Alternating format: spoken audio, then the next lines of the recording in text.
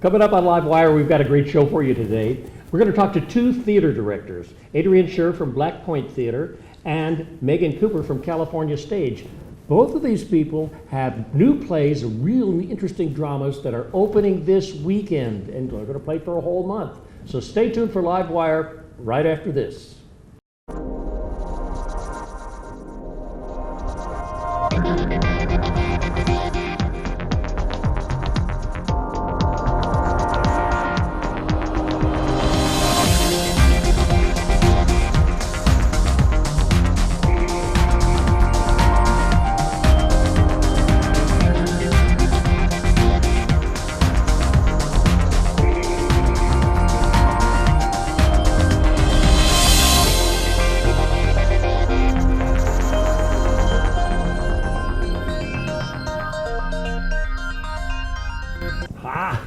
LiveWire. With me in the studio is Adrian Scher, who is a theater person in the greater Sacramento area, and she has just founded a theater company. I have. It's insane. What an insane thing to do. I know. But it's wonderful. And this play you picked is a really interesting Irish play set in the 50s in about a In the real 60s, event. 1965, it was first produced in the south of Ireland, and it hasn't been done in the States very often, but it's a classic play by John B. Keane. Uh-huh. What's the subject matter? It's about an old farmer and his son who had the grazing rights to a field and have been keeping their cattle there, and the woman who owns it, the widow who owns it, is hard up for cash and decides to put it up for auction. So this guy and his son believe that they have first claim on the property, and they're going to do whatever they have to do to make sure nobody else comes and bids on that field. Oh, it sounds like a drama of great pain Yeah, and anxiety. it is. It's funny too, though. It's a nice portrait of this village and the people who live there. That's good. That's really amazing. That's an interesting opening play, too. So it says that you like plays that deal with history and other places and things. I like plays that give you maybe some kind of guidebook about how to live your life. Yeah. So I like plays that are hopeful. Mm-hmm. This is a pretty dark play, but it's hopeful too.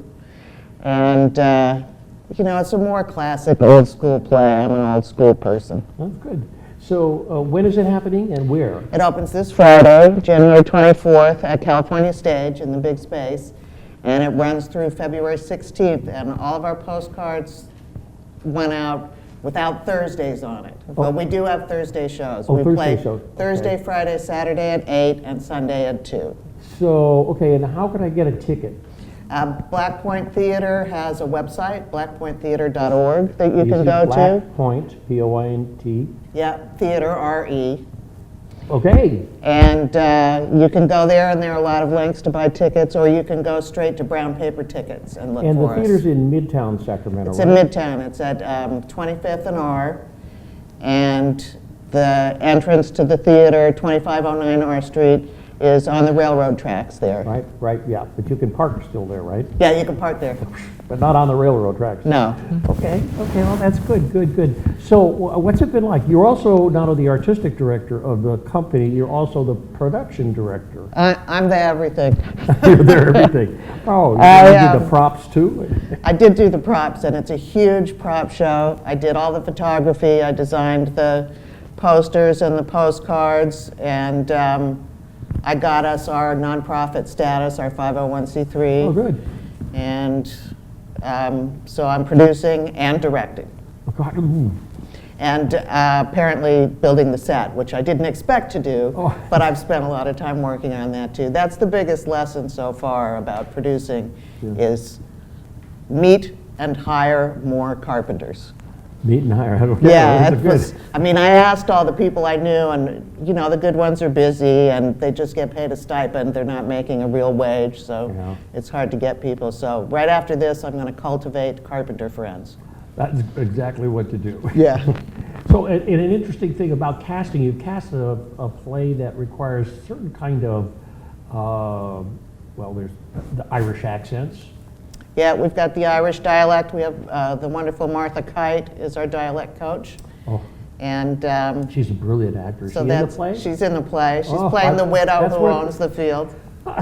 That's worth the price of admission Yeah, to see Martha Kite on she's stage. great in it. So you got the Irish thing. It's a big cast. Mm-hmm. And we got children. We've got a 3-year-old up to a 15-year-old. Wow, So that's a challenge. that's right. And this big, huge set. Huge set. Yeah, it's a huge. Broadway-style set. Yeah. Is that big? It is. I've seen Yeah, it. we have had a terrific set designer, Gray DePaul, who was a student at City College Uh-huh. and designed a Merchant of Venice set for me. This is great. This is good. So it's very exciting to be able to open a new theater company and also open a play that hasn't been seen here. Hasn't been seen It's kind of a much. local premiere. Yeah. I gave myself a year. So we had our first read-through a year ago, January. Wow. And I've spent most of that year getting it together, working on it and figuring it out. Well, I will say this, though, because I happen to know that this is a kind of an Irish town in many ways. And Irish people love the theater, and they also love theater about the old country. Right. So I think they're going to do Yeah, fine. it's sentimental. Yeah, absolutely. And this is also a drama, which is an amazing piece for theater, right? Mm-hmm. Okay. So what's next? Do you have a next on your agenda? I don't. I have some plays that I'm interested in that I'm thinking about. I'm going to wait and see if I survive this one first. I see. Okay. Before I move forward. There's a problem. A lot of the plays that I like, sort of more old-fashioned, well-made plays, Yeah. are very male-heavy in the cast, Yes. as is this one. Mm-hmm. It's generally harder to find actors than it is actresses. And I think that that's because the skills you need to act are more traditionally feminine skills of being vulnerable and being open. And Yeah. so if we find men who are really good, especially leading man age range, Yeah. they're going to move out of here quickly. They're going to end up at STC or Capitol Stage and get their equity card and then move on and start Bye-bye. working. Yeah. Well, the So- one thing is that people are still having children, and Yeah. you can go and watch the plays at CSUS or wherever. A couple of years, that person's going to be ripe for Hamlet. Right. So it'd be good to pick more, casts with more women in them. And I think part of that is a question of more women playwrights. We need more female-heavy cast plays to be written. All true. All I mean, there are some good ones, but they get done over and over again. Like, how many times have you seen Crimes of the Heart? Yeah. No thanks. But it's a terrific play, but we don't want to keep seeing it over and over and over again. Yeah, we do need that. And the Sacramento playwrighs are getting hip to that idea. And I've seen a couple plays recently at the Sacramento playwrights meetings that are written by women and about women. The last one had 15 women in it. It was about a real thing happening in state government in about 1993, and how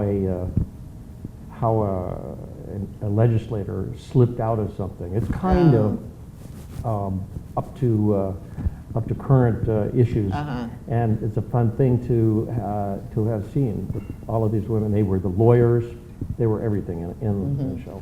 Wonderful. And so, okay, now the name of the play is The Field. And it is happening when? Opens this coming Friday, the 24th. It runs just over 2 hours, including the intermission. And it plays Thursday, Friday, Saturday night, Sunday matinee through February 16th. Good, and and I'm sure you took that down. There's a lot of parking, good parking around there. Parking along the railroad tracks and in the neighborhood, and there's a little parking lot across the street, That's I right, think. the CCC parking lot is available on the weekends because the CCC people only work during the week. And they had said yes to the theater companies. So I think it's going to be an interesting play. And what would you say to people about the play and how you were driven to it This is a play that my partner read a long time ago. He auditioned for it in New York City, and the role is perfect for him. And as he's gotten older, it's just gotten more perfect for him. So we wanted to work together again. We had worked together in Key West, Florida when I lived there in the 80s. And did a whole bunch of shows together, and then went our separate ways. And we reconnected about 10 years ago, and he came to visit in California and stayed. And we wanted to work together again. So we've auditioned for some things. He's equity, he's a professional actor. So I can act anywhere because I'm not. And he's limited to the professional theaters. So he's done a few guest spots at the colleges as a guest artist, and a reading at California Stage, the Shakespeare project he was in. Yes, on the Shakespeare project, yeah.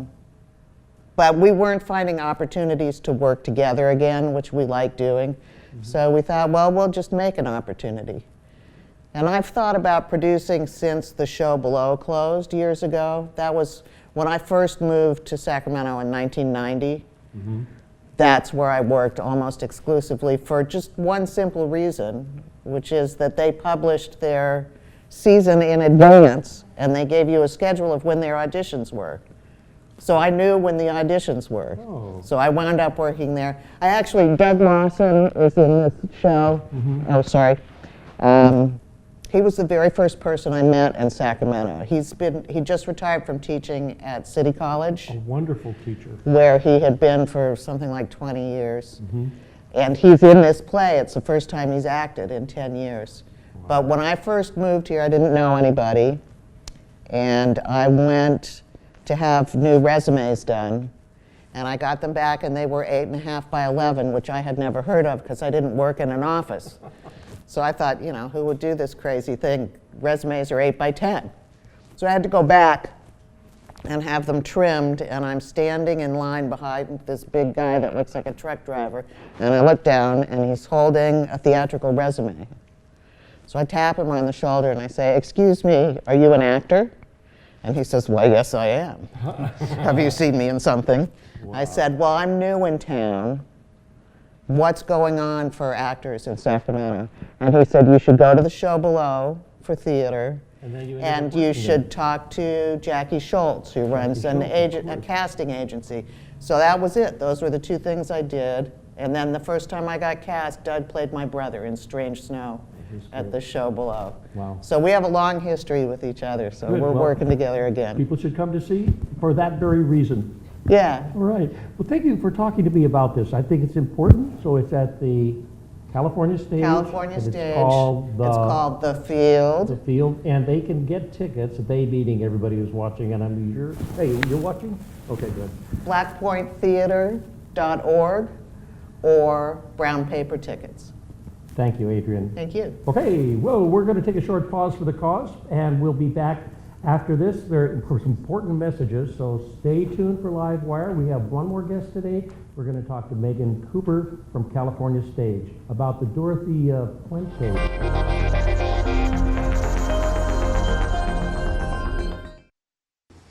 Hey, you going out like that? Yeah, why? Well, what would the neighbors think? I see you! Come look at Mr. Feather. Look what I have. Mr. Bird, remember? Bark, bark, bark. We're just playing. We're just playing. I'm trying to get you out of here. Even still. You don't have to be perfect to be a perfect parent. There are thousands of teens in foster care who don't need perfection. They need you. I tell people I have 3 kids, one of them's adopted, I just don't know which one. I can't imagine having to be in a birth mother's position to make that choice. You know, I was kind of just asking her, you know, what is your motivation? Why are you doing this? And she looked at me and she said, because you can give my son a life that I could not. We always tell her, thank you. He is such a blessing to us. Every day is just a ray of sunshine from him. So we're Chanda and Brian, and we chose adoption.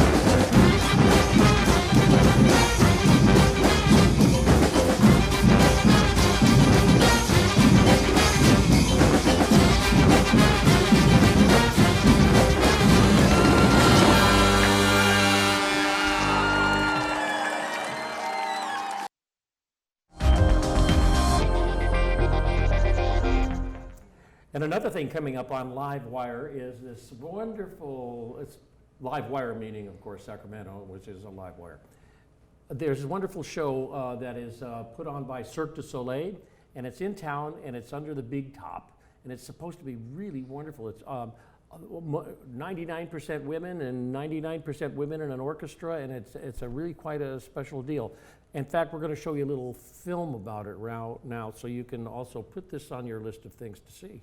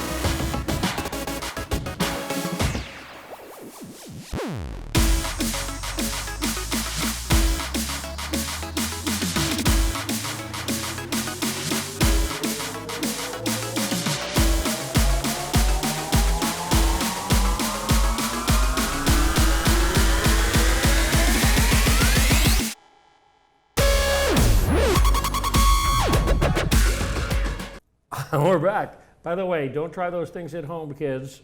Go see Cirque du Soleil and watch the professionals do it before you try it yourself. With me in the studio is Megan Cooper. She is a director in town and about the world, and she's directing a play, a very important piece of theater, which is commissioned by California Stage, and it is about Dorothea Puente. And if you're too young to know who that was, she was a murderess. She ran a boarding house in the greater Sacramento area and killed her boarders. Is that right? Well, that is part of the question. She was convicted of that, definitely. Yes, you're right. So, well, why would you do a play about this? Well, the thing about Dorothea Puente that's fascinating is that she's not a typical serial killer. In fact, while we call her that, she isn't necessarily classified as that, because serial killers tend to be sociopaths, or actually specifically psychopaths, who get off on killing people, and that's the exciting part for them. And Dorothea was somebody who was actually a narcissist. She was a toxic narcissist who needed more love and attention and power and status, and that was what she was going after. So what she was doing was she was supposedly killing these people so that she could gain money, give that money to the community, and then everybody would think she was special and wonderful and love her. And it's an interesting look into the psychology of this kind of a mind, and especially narcissism has become a very, very big topic recently, because there seems to be a lot of narcissism going on in our society, and flows through everywhere. Yeah, down and streets, in the government, and out of anybody addicted to power, and with all the social media that's going on, people become very self-obsessed, and yes. And it becomes about me, all the time. And she was definitely one of those people. So. And she used it to devilish, dark. Yeah, she did all sorts of things. I mean, she had conned a lot of people over the years. But the other thing that's fascinating about this is that part of the reason that it was able to happen was because of the set of circumstances.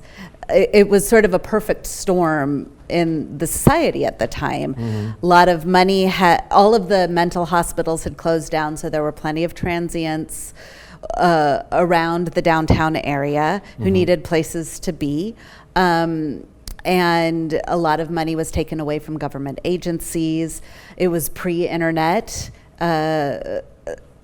The computer was the home computer was relatively new at the time, so there wasn't really a way to track information and track things.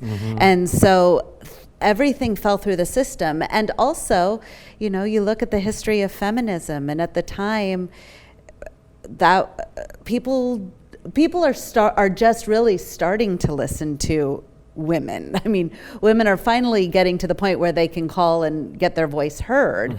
But in the 80s, you had a lot of female social workers who were calling it into the police and therefore being dismissed. And then you had a female murderess. Well, I guess that's redundant, but you had this murderess who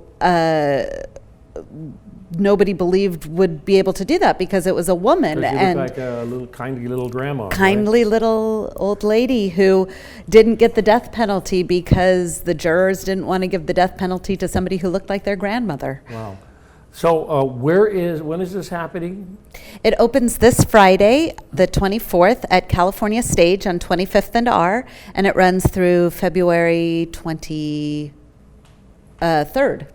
Wow, how are you doing? I mean, what kind of people would want to see such a thing? To be honest, I think anybody. And I'm actually telling people that the minimum age is probably about 6th grade, 11-year-old could probably appreciate it. I think younger than that, it's, you know, it's just a lot of adults talking, so I don't think they'd be interested. But it's not super grisly. There's not any bad language. There's no sex. It's just, it's about raising the red flags of what to look for in a personality that's toxic. Is there a hero? There is a hero. There is a wonderful social worker who had a client that she was looking after that was in the boarding house, and he disappeared. And she was determined to find out what happened to him. And so she called the police and made a demand and refused to let it go until they looked into it. And Dorothea would have kept doing this probably forever if this one woman hadn't demanded that they look into it. That's get a bigger yard, I guess. Yeah. Amazing. It's a small yard, shockingly. So can people get tickets? Unfortunately, the place seems to have been sold out. We're hoping maybe we can add a couple of more performances, but we're not sure. Trying to figure it out. It's been amazing, the interest that this local story has had with everyone. I think that there were unanswered questions about Dorothea Puente, and I think that your playwright has probably come and brought some of those to the table. Our playwright is amazing. His name is Mark Lowenstern, and he's actually from New York. He was looking to do a play about narcissism, in fact, and was introduced to this story, and he's been out in Sacramento interviewing pretty much everybody who's still alive who was involved with the case. And as he meets one person, he gets introduced to somebody else. And if you haunt the places that that characters involved in the story still go to, they seem to know people. And that's the thing about Sacramento, is that it was a much smaller community in the 80s, and everybody has a connection to this story in some way. People are pouring into our town here. Yeah, but at the time, everybody was connected to somebody who knew her, or somebody who had eaten food she'd cooked, or So what's drank it like with her. directing? I mean, what are the characters like, and how do you work with them? I mean, what are Like the actors, or the characters. or the characters? Well, all of the characters are just so different. This play has a bit of an abstract feel to it. So there's an element of the characters each representing a different group of person that would have dealt with Dorothea. So you have the bureaucracy people. You've got like a parole officer who is all government and all checking boxes. You've got the social workers who really care about about the people on the streets. You've got the people who were taken in by Dorothea versus the people who were catching on to her cons. You've got members of the Latinx community who she was the community she focused on helping.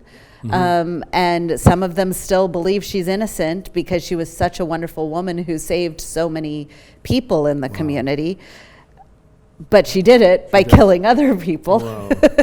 So it's a really complex story. It's very, very complex and very odd reason for murder. Yeah, it's an unusual reason. Yeah, so, well, I want to thank you very much for coming to talk to me about Dorothea Puente Tells All. Well, thank you so much for by Mark having me. Lowenstern. Mark Lowenstern, yep. Yep. And we hope that some tickets open up and people might be able to, more people see it. But it's sold out for 5 weeks? 4 weeks. 4 weeks. 4 wow, weeks, wow. yes. Okay. Well, thanks so much, Megan Cooper, for talking to me on LiveWire. Thank you, Ray. Okay. Well, we'll be back next week with more LiveWire, and we want to thank you for watching, and we'll be seeing you on cable TV.